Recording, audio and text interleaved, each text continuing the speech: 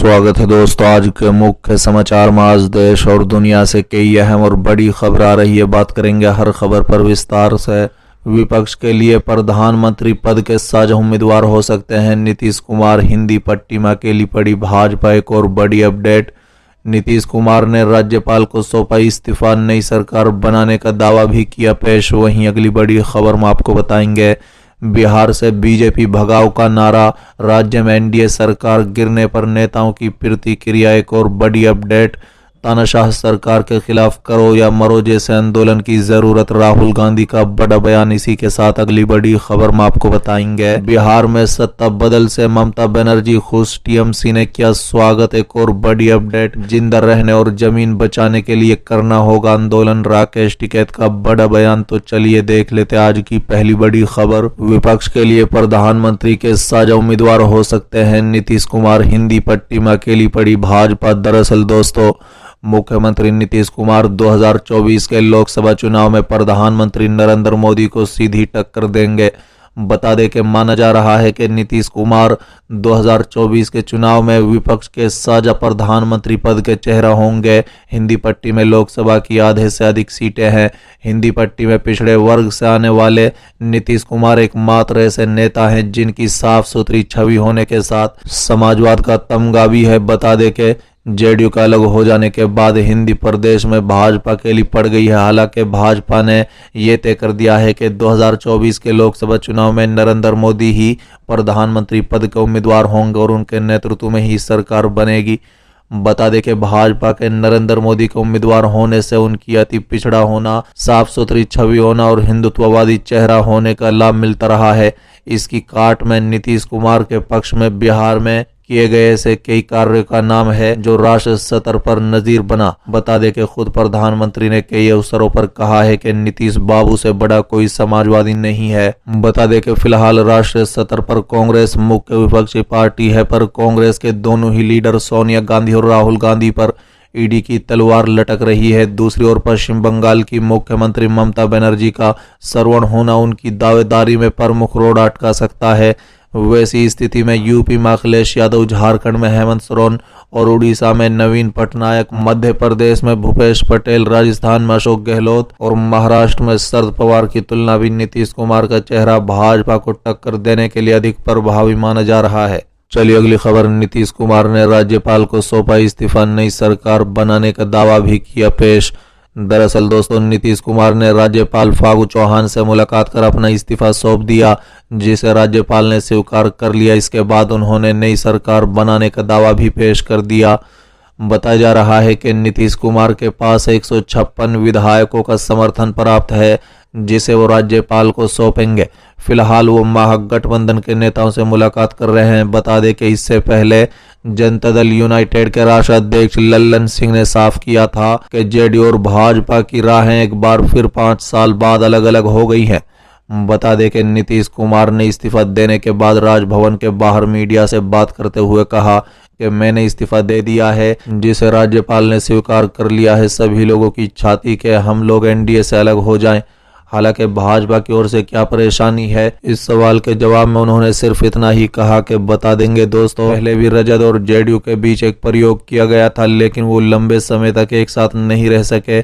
एक बार फिर ऐसा गठबंधन आ रहा है, ये बिहार के विकास के लिए अच्छा संकेत है। चलिए अगली खबर, बिहार से बीजेपी भगाओ का नारा, राज्य में एनडीए सरकार गिरने पर नेताओं की प्रतिक्रिया। दरअसल दोस्तों, बिहार में सत्ता परिवर्तन होने से नीतीश कुमार ने बीजेपी के साथ गठबंधन तोड़ने के बाद मुख्यमंत्री पद से इस्तीफा दे दिया और आरजेडी के साथ मिलकर सरकार बना ली। बता दे कि आरजेडी नेता तेजस्वी यादव और नीतीश कुमार ने राजभवन जाकर गवर्नर से मुलाकात की है। बिहार में होते इस सत्ता परिवर्तन पर बिहार समेत देश भर के नेताओं की प्रतिक्रिया आई है। बता दें कि समाजवादी पार्टी का अध्यक्ष अखिलेश यादव ने इसे एक अच्छी पहल बताया है, तो वहीं शरद यादव ने इसे असल जनादेश बताया है। बता दें कि उत्तर प्रदेश के कन्नौज में पत्रकारों से बात करते हुए अखिलेश यादव ने कहा है कि ये एक अच्छी शुरुआत है। इस दिन अंग्रेजों भारत छोड़ो का नारा दिया गया था और आज बीजेपी भगाओ का नारा बिहार से आ रहा है। मुझे लगता है कि जल्द ही राजनीतिक दल और विभिन्न राज्यों के लोग बीजेपी के खिलाफ खड़े होंगे। आरजेडी नेता शरद यादव ने कहा है कि लोगों ने राज्य के चुनाव के दौरान उसी गठबंधन को वोट दिया जो अब बना है। पिछली सरकार लोगों के जनादेश के मुताबिक नहीं थी, लेकिन अब राज्य सरकार जनादेश के अनुसार होगी। बता दें कि आरजेडी नेता तेजस्वी यादव ने कहा है कि हिंदी पट्टी के उस पार बीजेपी का कोई गठबंधन सहयोगी नहीं है। इतिहास बताता है कि बीजेपी उन दलों को नष्ट कर देती है जिनके साथ वो गठबंधन करती है। हमने देखा कि पंजाब और महाराष्ट्र में ये हो रहा है। नीतीश कुमार पर दूसरी बार जनादेश का अपमान करने का आरोप लगाते हुए एलजेपी नेता चिराग पासवान ने बिहार में राष्ट्रपति शासन लगाने की भी मांग की। बता दें कि केंद्र मंत्री और एलजेपी अध्यक्ष पशुपति पारस ने कहा है कि पहले भी आरजेडी और जेडीयू के बीच एक प्रयोग किया गया था, लेकिन वो लंबे समय तक एक साथ नहीं रह सका। एक बार फिर ऐसा गठबंधन आ रहा है, ये बिहार के विकास के लिए अच्छा संकेत नहीं है। बता दें कि नीतीश कुमार के इस फैसले से भारतीय जनता पार्टी के नेता भड़क गए हैं। केंद्र मंत्री आर.के. सिंह ने कहा है कि नीतीश कुमार के इस कदम के पीछे कोई नैतिकता नहीं, सिर्फ पावर ही मकसद है। बता दें कि बिहार बीजेपी का अध्यक्ष संजय जायसवाल ने कहा है कि हमने एनडीए के तहत 2020 का चुनाव एक साथ लड़ा, जनादेश जेडीयू और बीजेपी को था। इसके बावजूद हमने और सीटें जीती।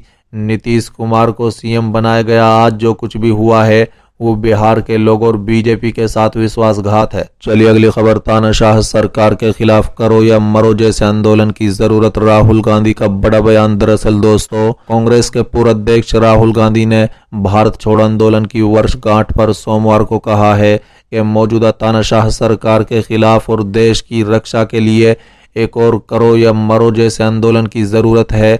उन्होंने ये भी कहा है कि तानाशाही, महंगाई और बेरोजगारी को भारत छोड़ना ही होगा। बता दें कि कांग्रेस नेता ने एक फेसबुक पोस्ट में कहा कि इतिहास का वो पन्ना जिसे कभी भुलाया नहीं जा सकता। भारत छोड़ो आंदोलन 8 अगस्त 1942 को मुंबई से शुरू हुआ। इस आंदोलन ने अंग्रेजों की नींद उड़ा दी थी। बता दें कि अगस्त की उस शाम को मुंबई के ग्वालियर टैंक मैदान में लोगों ने जुटना शुरू किया। गांधी जी ने करो या मरो का नारा दिया और बस हिंदुस्तान में अंग्रेजी हुकूमत का आखिरी अध्याय शुरू हो गया। बता दें कि राहुल गांधी ने कहा है कि आज हिंदुस्तान की तानाशाह सरकार के खिलाफ और देश की रक्षा के लिए एक और करो या मरो जैसे आंदोलन की जरूरत है। अब समय आ गया है कि जब अन्याय के खिलाफ बोलना ही होगा। तानाशाही, महंगाई और बेरोजगारी को भारत छोड़ना ही होगा। बता दें कि कांग्रेस ने परिवर्तन निदेशालय द्वारा राज्यसभा में विपक्ष के नेता मल्लिकार्जुन खड़गे के पिछले दिनों समन किए जाने को संसद तथा सांसदों का गहरा अपमान बताया और कहा है कि दोनों सदनों के पीठासीन अधिकारियों को ये सुनिश्चित करना चाहिए कि ऐसा फिर न हो। पार्टी महासचिव जयराम रमेश ने एक बयान में कहा कि राज्यसभा में नेता प्रतिपक्ष के परिवर्तन निदेशालय ने ईमेल के माध्यम से समन भेजा कि वो नेशनल हेराल्ड बिल्डिंग में यंग इंडियन के दफ्तर में मौजूद रहे।